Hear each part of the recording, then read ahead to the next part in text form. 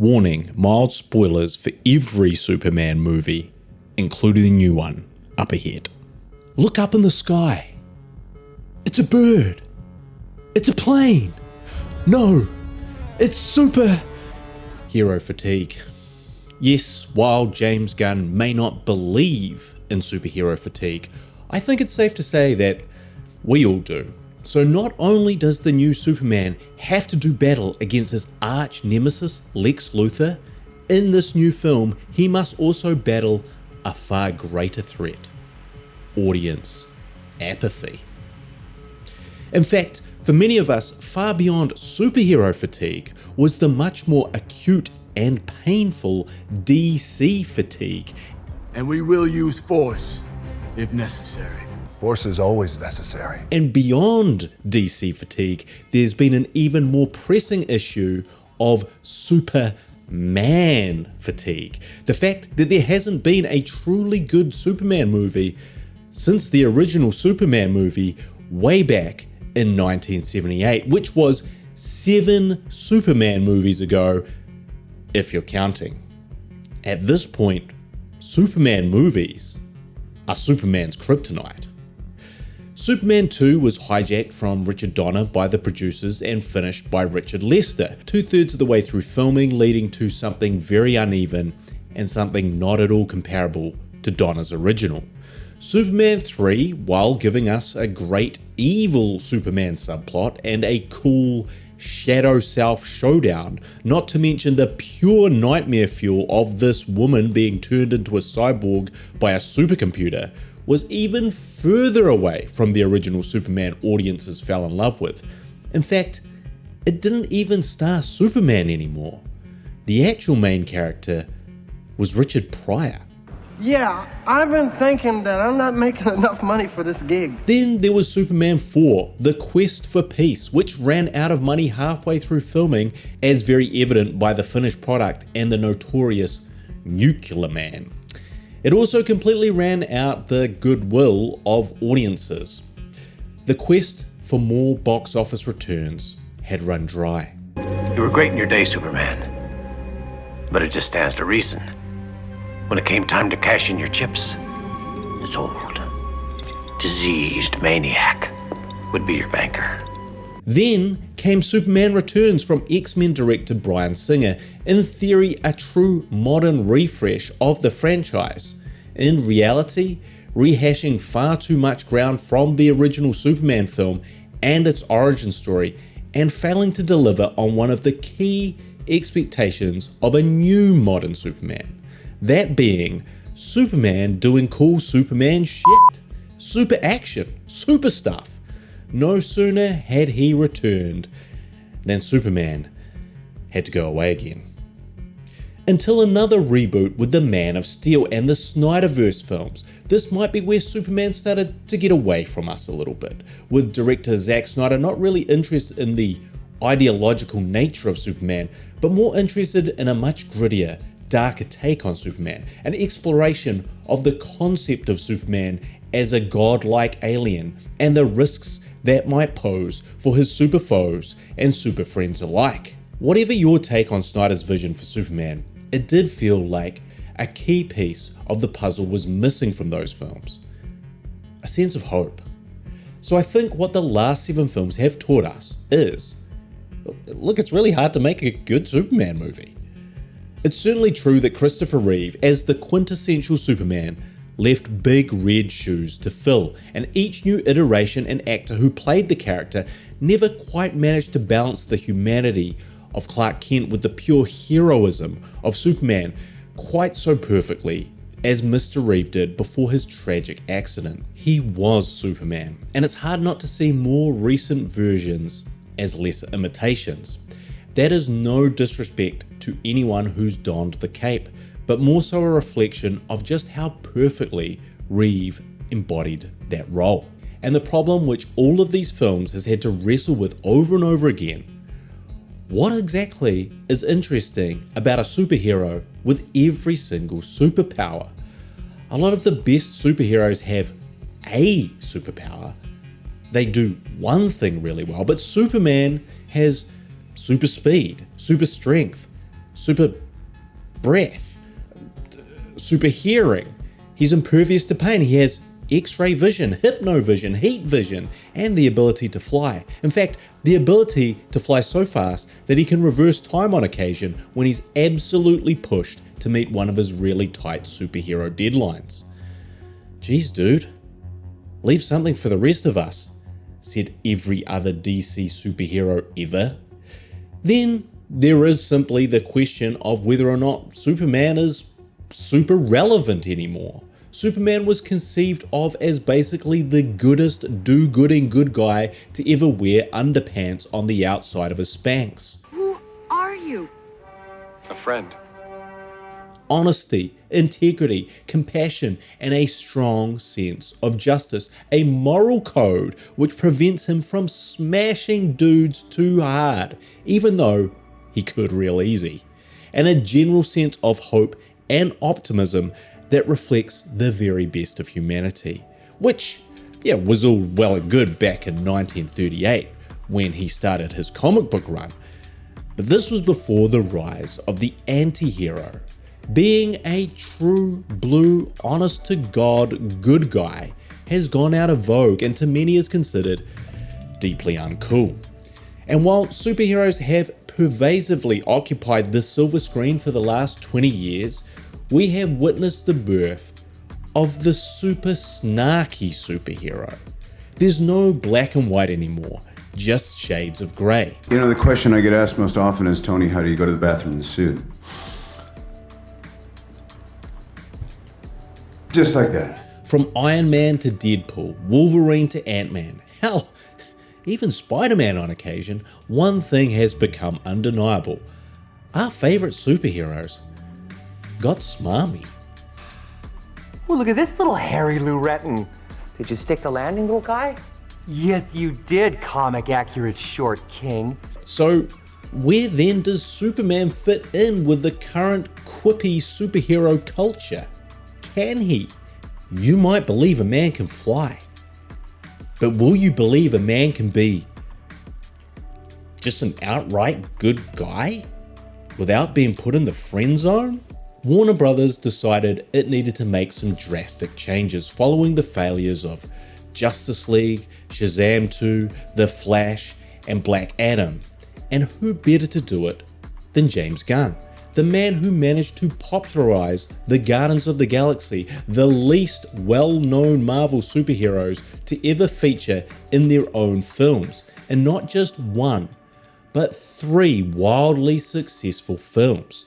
James Gunn was given co-chairman responsibilities of the new DC studios, and his biggest responsibility of all, to create a new Superman film in order to not only revive DC's comic book characters on the big screen, but also give us the first good Superman movie in over 40 years. Fortunately, right from the beginning of the new Superman movie, Superman hits different. Quite literally, as he's sent hurtling into the ground, bloodied, battered, and bruised. It's clear that James Gunn understands the mission. This is not the invincible Superman that has, dare I say, become pretty boring. This is not Alien God. This is a Superman who is from the get-go on the back foot, who is fighting adversaries that are stronger than him and that constantly needs to be creative to not just win, but even survive long enough to win. It's refreshing to have a fallible Superman. Who would have thought that the key to making a good Superman would be to be making him just a little bit more human? I mean, let's be honest, no one likes playing video games in God mode, and these Superman movies are no different. So Gunn has dialed down the attributes and dialed up the difficulty settings for this Superman, and it's made his boss battles a whole lot more satisfying. The next thing Gunn does right is start the story in the middle. There's a rule in screenwriting. You should start each scene as late as possible to avoid unnecessary exposition and setup. And in this Superman, we do indeed start the story after A huge super fight. We discover Lex Luthor already hates Superman with a passion and is looking to find a way to destroy him. Lois Lane already knows Superman's secret identity and is having super sex on the daily. And Superman has already figured out he's Superman, does super things, and is wrestling with what his super profile means to the entire world. This is all set up very quickly without the drawn out origin story that, to be honest, we should all be very, very familiar with by now. And my God, it's refreshing to bypass all of that and get straight to the point. But of course, James Gunn is quite willing to put a fresh coat of paint on these well-known characters, and one of the best new inclusions is that of Superman's superdog, Krypto. Look, who doesn't love dogs? And if you're more of a cat person, then you might just be the Lex Luthor to my Superman, and I hereby banish you to the Phantom Zone.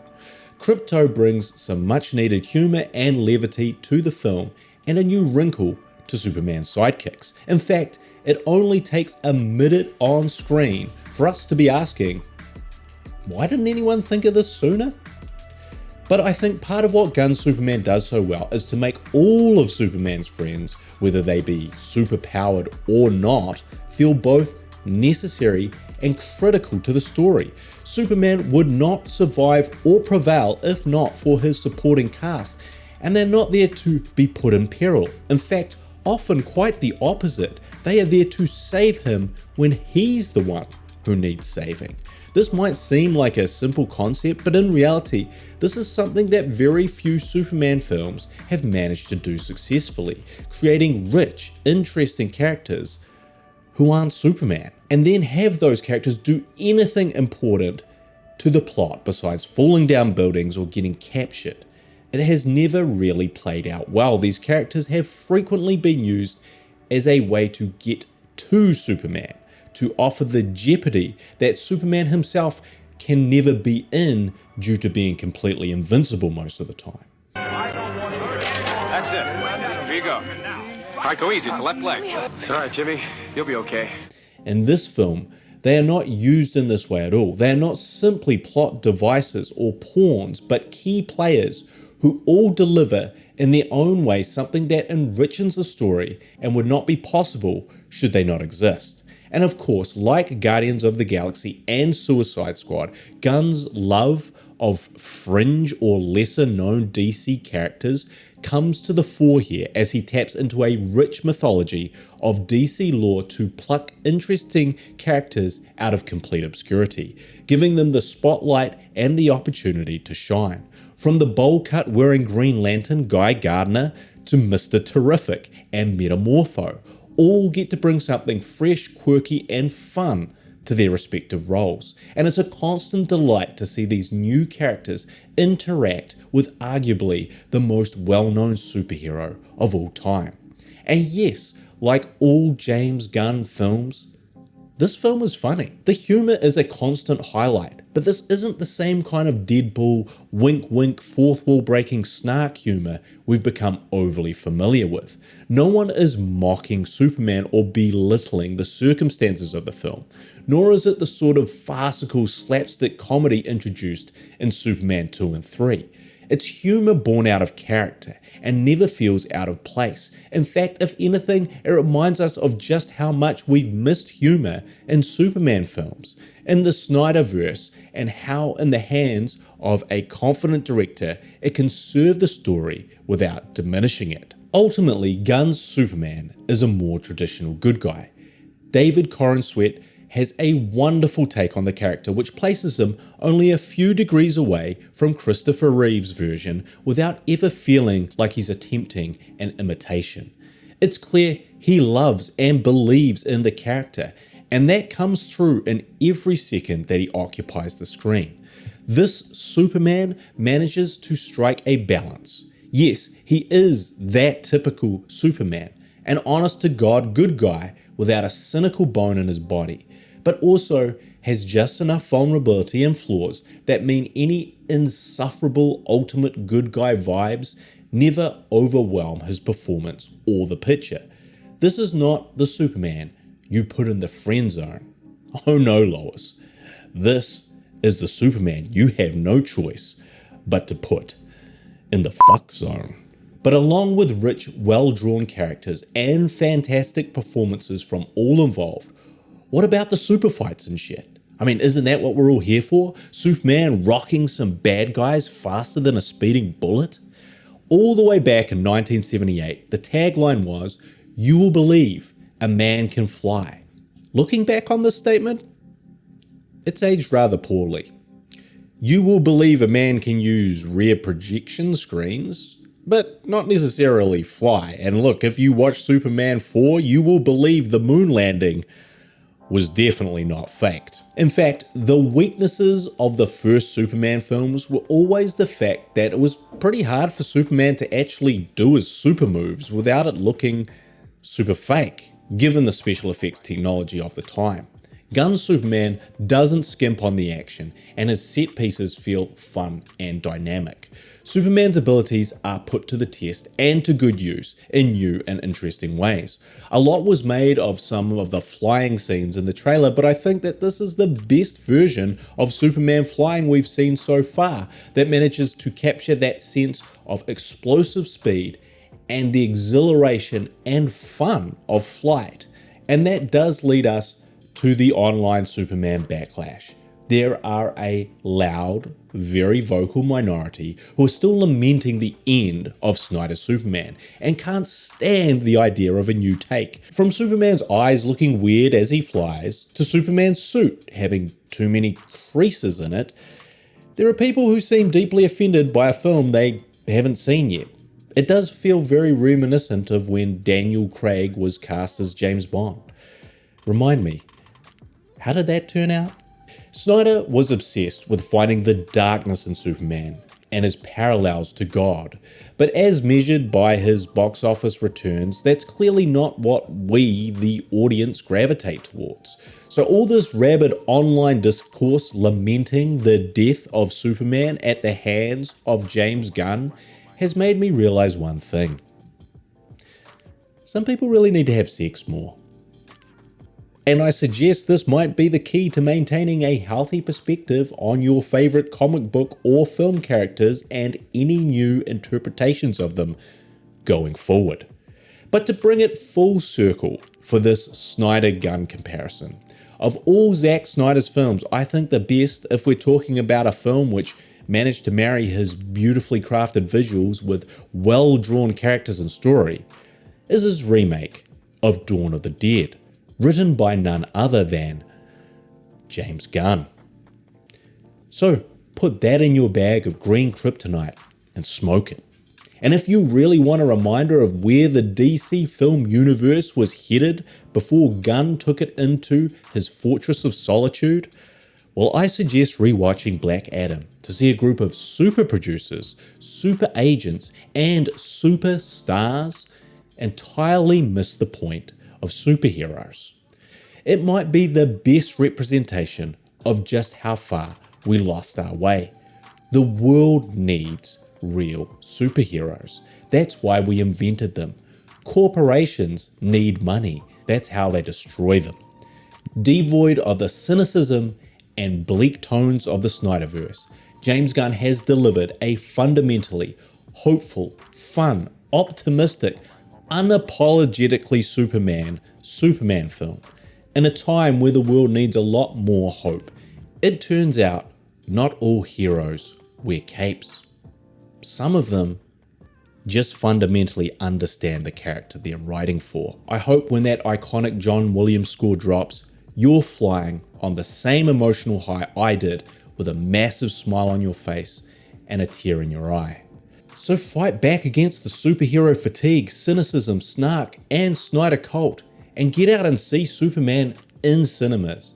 And for the first time, you will believe a man can successfully reboot a franchise.